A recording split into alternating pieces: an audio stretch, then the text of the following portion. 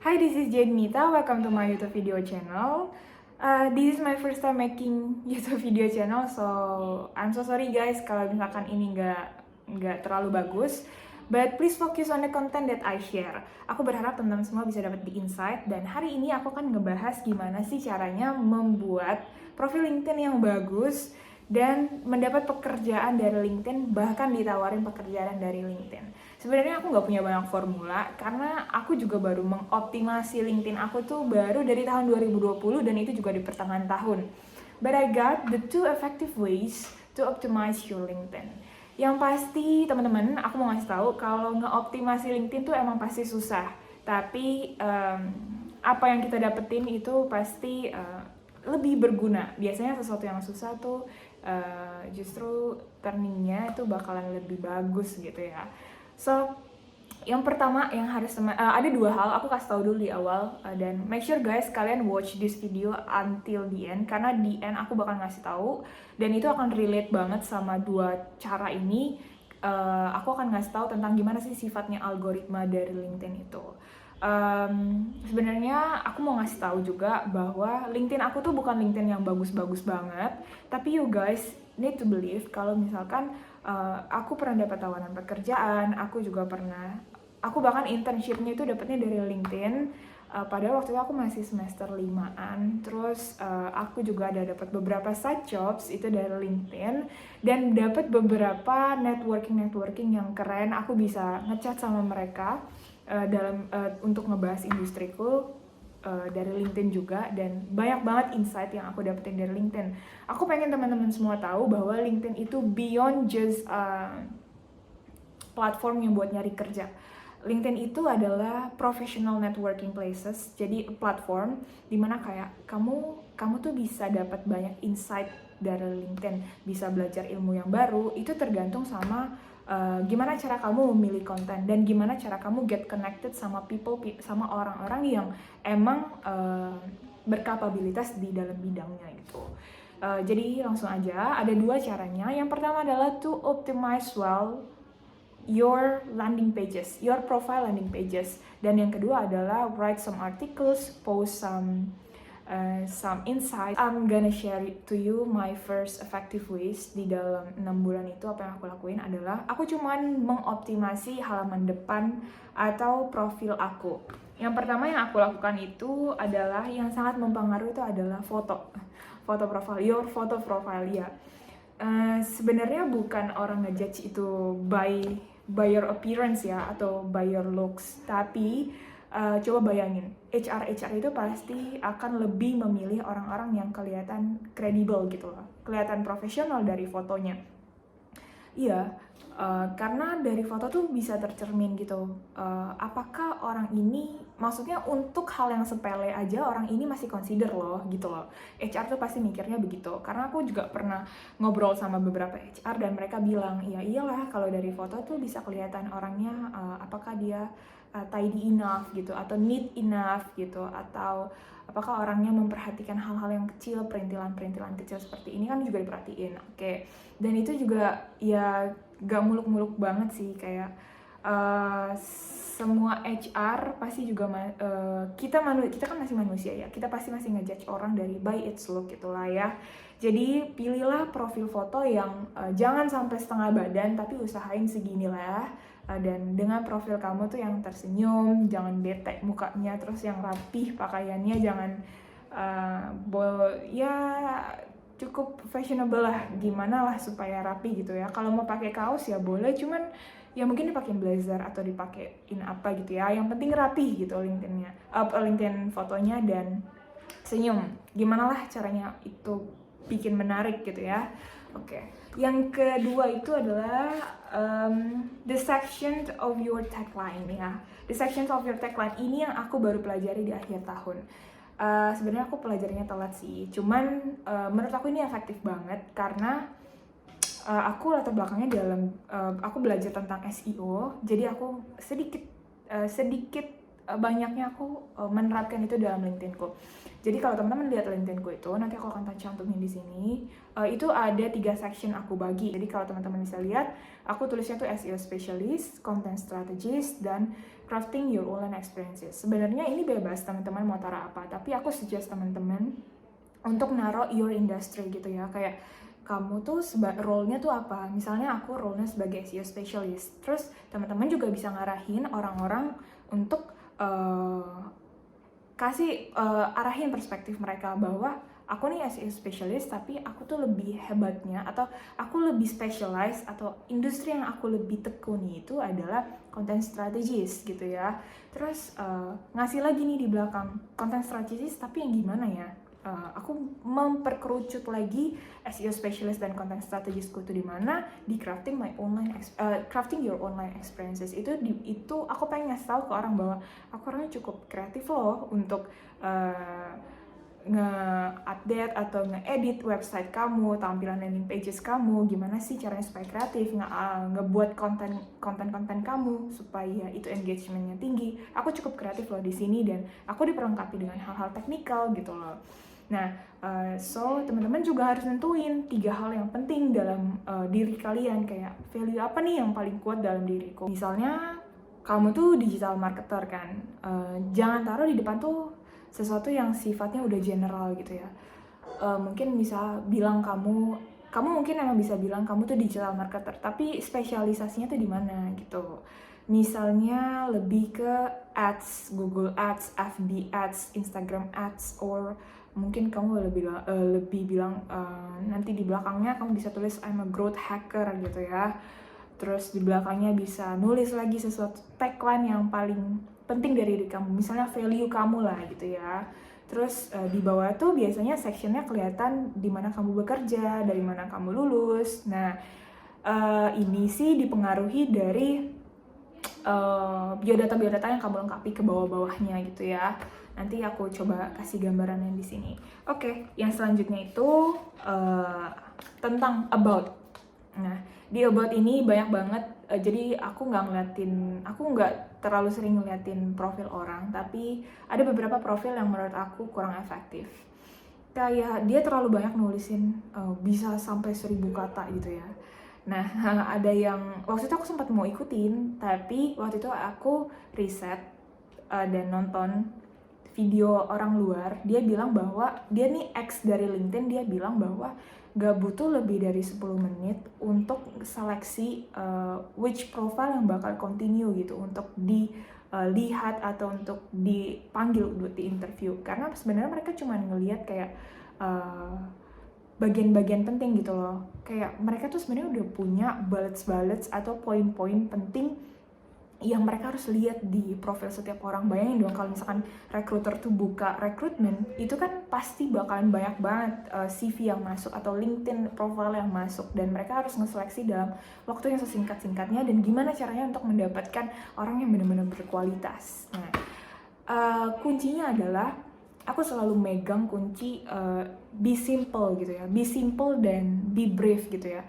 Kalau nulis about itu jangan terlalu panjang, biasain kayak 200 sampai 500 kata. 500 kata tuh menurutku udah agak cukup panjang, tapi usahakan di dalam tuh cantumin pekerjaan apa yang kamu tekuni. Misalnya aku tekuni SEO specialist, so in the about itu aku jelasin bahwa aku am an SEO specialist.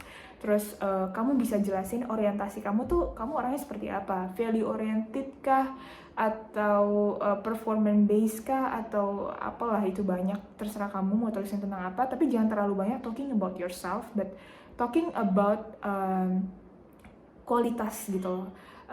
Kayak cara kamu bekerja gitu loh. Terus apa juga yang kamu mau highlights. Kalau misalkan aku tuh mikir kalau LinkedIn aku tuh suatu saat akan aku jadikan wadah dimana aku pengen get side jobs gitu loh. Jadi di situ aku tulis kalau misalkan if you guys tertarik buat nge-hire aku sebagai freelance writer, SEO copywriter, ya please hit me on my email gitu loh. Atau teman-teman punya artikel, teman-teman bisa taruh lah, misalkan kamu punya blog gitu ya, buat jadi online portfolio kamu tulis aja di situ kayak please kunjungi atau visit atau apa. Itu recruiters akan jauh lebih, aku rasa recruiters dan orang-orang akan jauh lebih tertarik gitu ya, dibanding kamu ngomongin banyak hal gitu ya.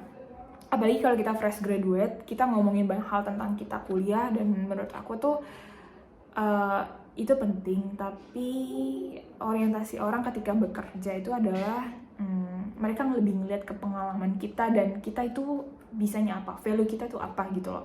Mereka harus ngeliat bahwa kita orang yang mau berusaha gitu. Nggak ada yang salah sih sebenarnya gimana cara kamu mau nulis, tapi be kreatif, be simple, be brief lah kalau nulis ya. Aku nggak bilang kalau copywriting kalian harus bagus, harus gimana-gimana, enggak, karena aku juga sebenarnya aku nggak bisa nulis sama sekali, tapi aku tipikal orang yang selalu menggarisbawahi atau selalu ngasih tahu yang penting dulu gitu ya. Oke, yang ketiga adalah your recent activities. Nah, di sini aku mau ngasih tau teman-teman semua bahwa jangan sembarang nge-like, jangan sembarang nerima orang, mutual connection gitu ya. Terus biasakan untuk get connected sama orang yang emang dalam industri kamu. Jadi, kenapa?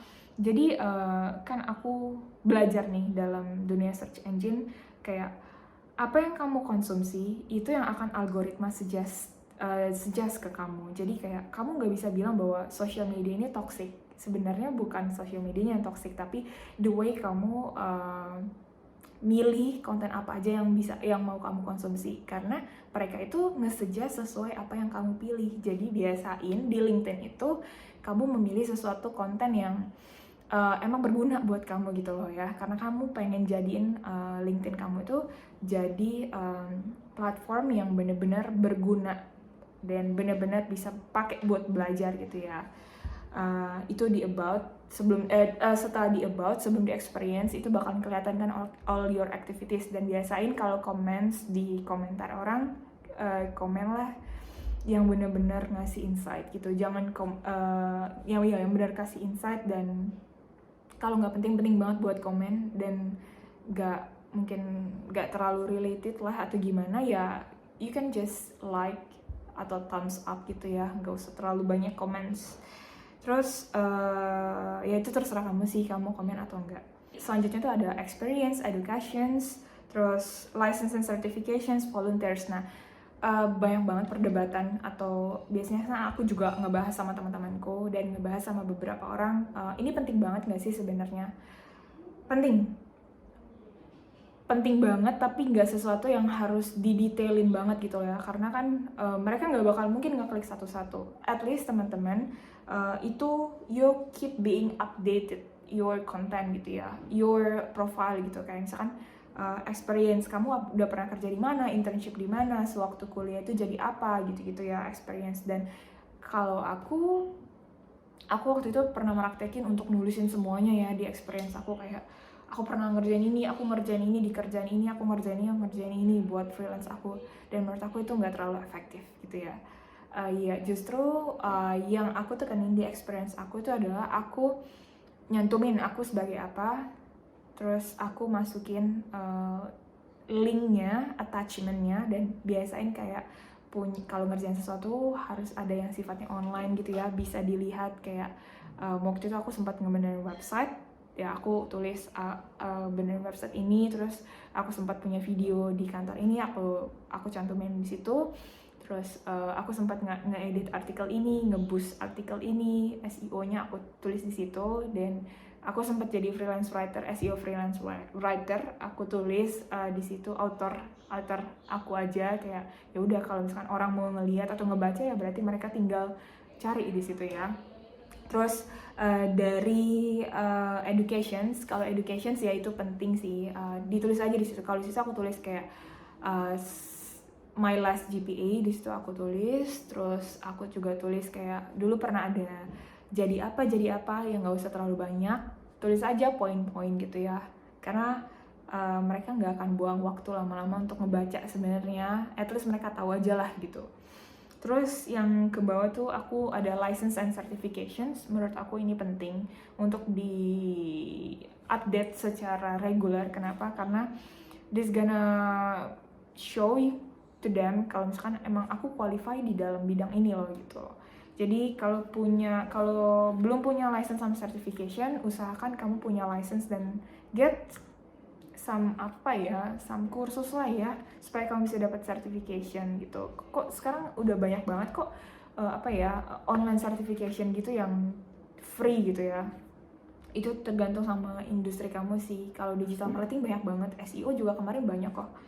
Terus volunteering, masukin aja. Basically yang teman-teman harus tahu adalah semua yang LinkedIn kasih ke kita, kayak ini kan fasilitas dari LinkedIn buat kita, kayak buat ngelengkapin about, experience, education, itu semua di-fill aja, ditulis aja, tapi nggak usah terlalu detail atau gimana-gimana, some part aja yang detail, tapi tulislah dengan brief, dengan simple, dengan jelas, jadi orang ngebacanya, oh oke, teng gitu ya. Dan kalau bisa sebelum nulis itu semua, teman-teman harus ingat relevansi, penting banget, kayak kamu tuh kerja di industri apa yang kamu pernah masuk ke kantor apa, kamu dapat certification apa, ini semua berkesinambungan gak ya gitu. Pastikan semuanya berkesinambungan sih. Terus ada accomplishment tuh kayak kamu pernah ngeraih apa gitu ya selama kamu kuliah, selama kamu bekerja. Mungkin kamu punya some publications yang kamu publish sama lectures kamu, atau kamu pernah jadi siswa yang masuk dalam 20 kategori 20 besar siswa yang berprestasi, atau 10 besar, mungkin itu ditaruh aja teman-teman. Dan ingat jangan sampai bohong, iya itu sih. Terus selanjutnya di bawah adalah kontak. Ya ini harusnya kalau dari awal udah optimasi ya, di sini bakal clear sih kontak-kontaknya, kayak mungkin kamu punya URL, website atau apapun, taruh aja di sini, dan email juga. Terus poin penting yang aku akan kasih tahu juga, nanti aku akan lampirin di sini tampilannya, itu URL about your profile. URL dari profil kamu, pastikan kamu mengganti imbuhan di belakangnya itu jadi your name mungkin, dan jangan alay gitu ya nulisnya, karena apa? Karena LinkedIn ini bisa jadi CV online yang oke banget, bisa kamu masukin di portfolio kamu. Jadi mungkin nanti di beberapa kesempatan video lainnya aku akan nulis gimana sih caranya membuat online portfolio yang bagus atau membuat CV yang bagus dengan mencantumkan LinkedIn kamu. Terus kabar baiknya, poin dari pertama, effective ways yang pertama tuh udah selesai. Yang kedua itu adalah write some articles on our post. Aku akan ngasih tahu ini di lain waktu karena aku perlu analisa lagi, karena ya teman-teman tahu aku baru ngepost 3 postingan dan reach-nya lumayan gede sih. Aku belum tahu apa yang membuat reach-nya besar, tapi aku harus pelajari lagi, dan I'm going to discuss it some months, maybe several months after this video, maybe or several weeks after this video. Nah, yang tadi aku bilang, aku bakal ngasih tahu sifat dari algoritmanya LinkedIn itu seperti apa. Ada 4. Nah, nanti mungkin aku akan cantumin dari mana aku dapetinnya, dan teman-teman bisa baca, teman-teman bisa lihat juga video dia.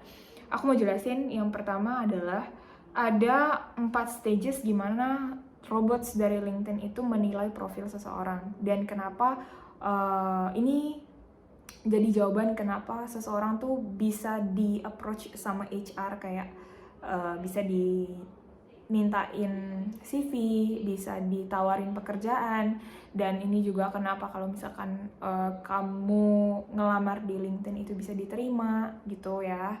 Itu ada aku nggak bisa bilang ada atau enggaknya, tapi pasti ada pengaruh dari gimana cara kamu tuh menggunakan LinkedIn kamu. Pasti robots dari LinkedIn itu akan mensuggest orang yang relevan gitu ya kepada HR, akan mensuggest hasil tampilan search yang sesuai dan relevance di dalam bidang gitu ya, di dalam bidang yang dicari sama orang gitu. Yang pertama tuh adalah robotnya LinkedIn itu akan melihat dulu apakah kamu ini user yang spammers, ya kamu tuh nge-spam banget, atau kamu emang beneran user yang beneran genuine gitu ya, bener-bener original user gitu.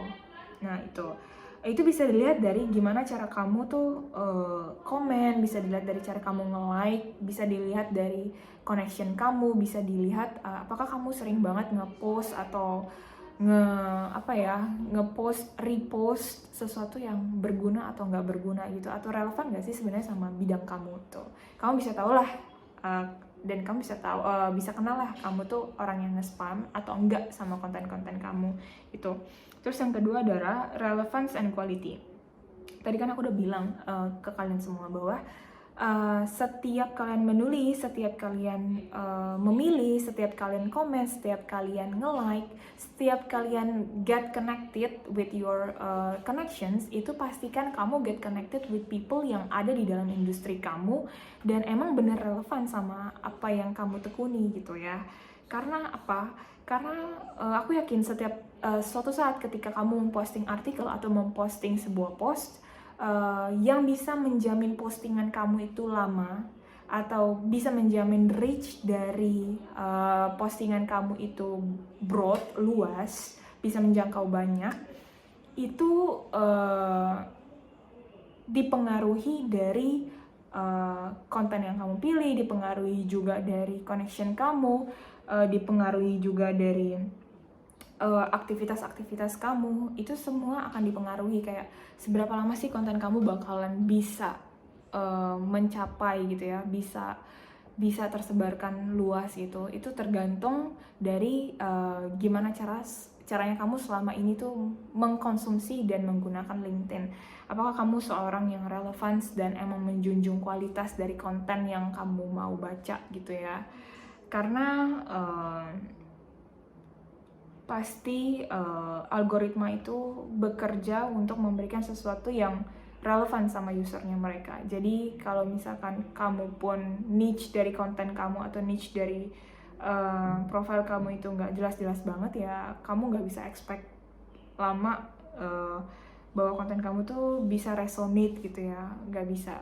Aku juga lagi belajarin sih sebenarnya, lebih mempelajari gimana sih caranya supaya postingan-postingan kita itu bisa resonate gitu sama orang-orang. Terus yang ketiga itu adalah quality of the user's account. Ya kayak tadi aku bilang bahwa kalau misalkan LinkedIn udah ngedetect kamu tuh bukan spammers, terus kamu punya konten yang relevance dan quality dari profil kamu, pasti selanjutnya tuh dia ngelihat bahwa apakah ini user benar-benar menjunjung yang namanya quality atau apakah user ini benar-benar berkualitas gitu loh.